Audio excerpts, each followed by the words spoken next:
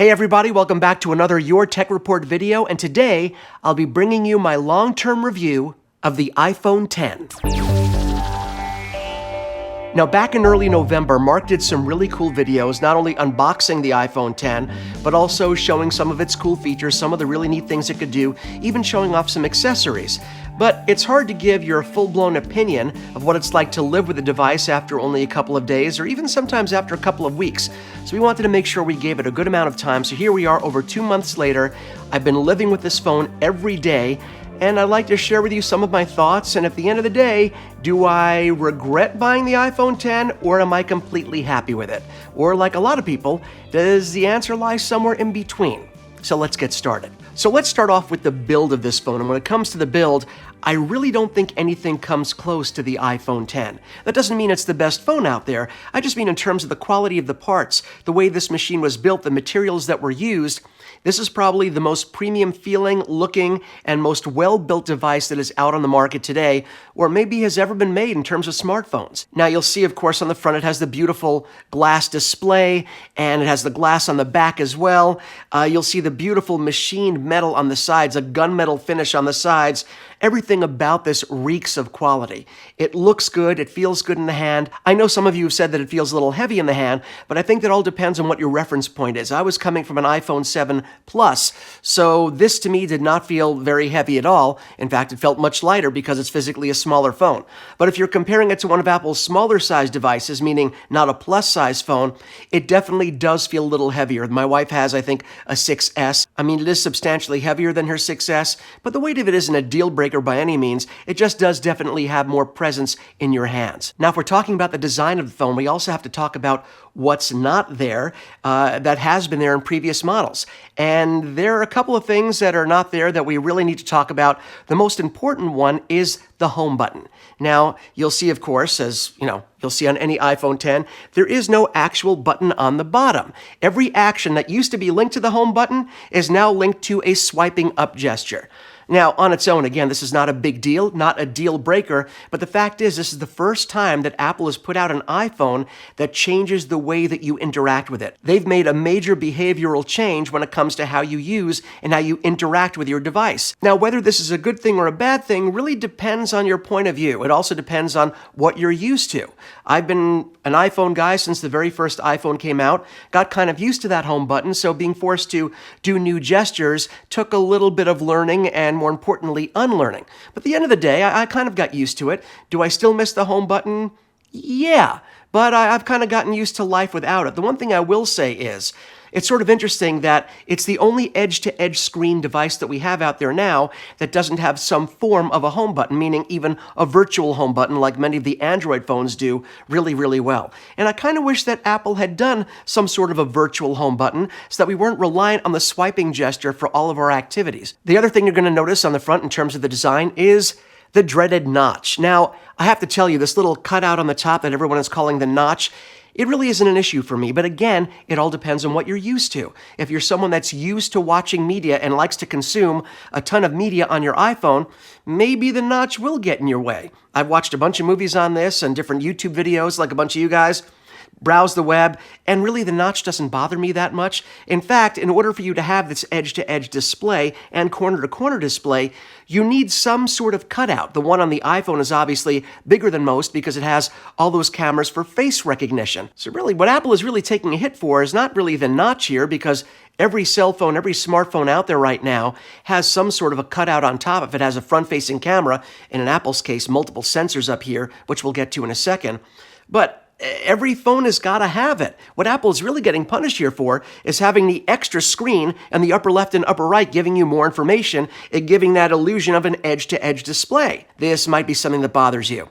Doesn't bother me. So with the home button being gone, we now rely on Face ID, where the phone will actually scan your face using cameras and sensors to actually do a 3D rendition of your face, which is supposedly pretty unhackable, to unlock your phone.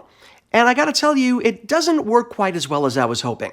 It doesn't always get the scan of your face correct. Sometimes it takes multiple tries. Sometimes I flat out have to enter my 4-digit password. It doesn't work the way that I want it to in terms of speed and consistency. Again, you guys might be having a different experience than I do, but to me, I do kind of miss the Touch ID. I guess I was hoping they'd find a creative way to bring some sort of home button back, or even bring Touch ID back, even if it means putting it on the back of the device. But with the introduction of wireless charging, inductive charging by putting it down on the wireless charging base, you can't really have the Touch ID on the bottom here on the back of the phone and still have that work. I'm hoping they find a way to get around that, maybe make a portion of it that you have to sort of have touching. I don't know. Clearly, I'm not an Apple engineer, but a guy can dream, can he? In terms of the cameras, no complaints here. You have dual 12-megapixel cameras on the back along with a quad LED flash. Camera performance is really, really good, right up there with the best.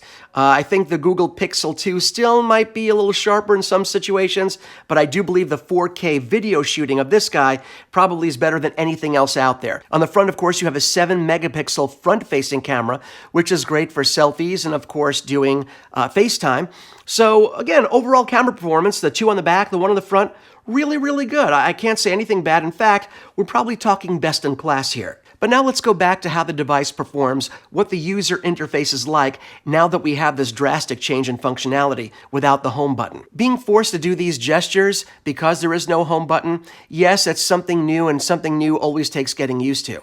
But again, much like Face ID, it doesn't always work. Swiping up from the bottom sometimes stutters, and you can't get to things as quickly as you'd like. You can't close apps as quickly as you like. You can't even access all of your open apps as quickly as you would like. By the way, did you guys know there's a much faster gesture for getting to all of your open apps than the way Apple tells us to do it?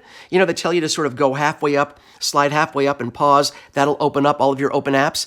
All you have to do is really slide your finger up and over, and that'll do the same thing. It's really much quicker. It's sort of like doing a reverse 7. In terms of day-to-day performance, the phone is incredibly fast. And in fact, I don't even think we scratched the surface of what this phone can do in terms of sheer power. Apple always likes to talk about how this is the most powerful phone in the world, and I'm sure they're right, it is the most powerful phone in the world, but that power doesn't really matter unless you have a lot of apps that take advantage of this great power. I also wanted to touch on battery life here, and I have to say, battery life, in terms of battery life, this is probably the best battery life I've had in an iPhone. Now, we all know it isn't necessarily because of the size of the battery. I just think Apple has sort of maximized the way their processors use battery power. I'm probably somewhere between a power user and a traditional user.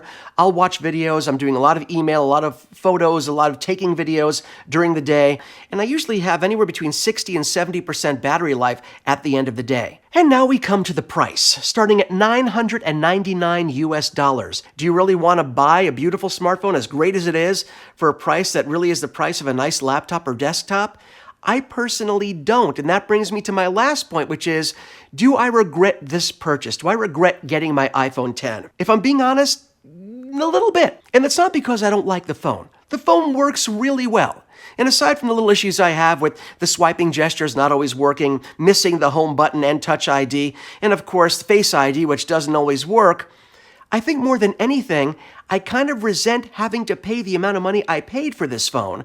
And that's what really is affecting how I feel about it. Because like everything else, we're always affected by expectation.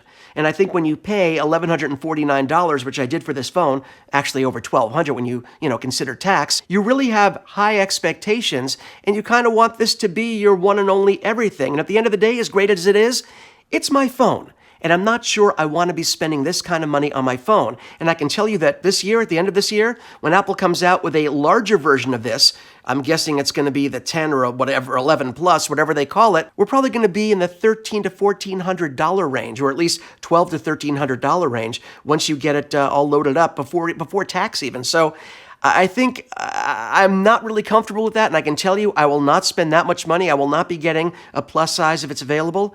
In fact, I don't even know if I'll be getting an X or whatever the next model is next time it's around. I'll have to see what else Apple's offering, or honestly, what the other manufacturers like LG, Samsung, Essential, Google Pixel, the Google Pixel line. These are all great devices, and all at this point, with price drops from those other manufacturers, considerably less expensive. So how do you guys feel about the iPhone 10? Did you buy one? And if so, what are your feelings about it?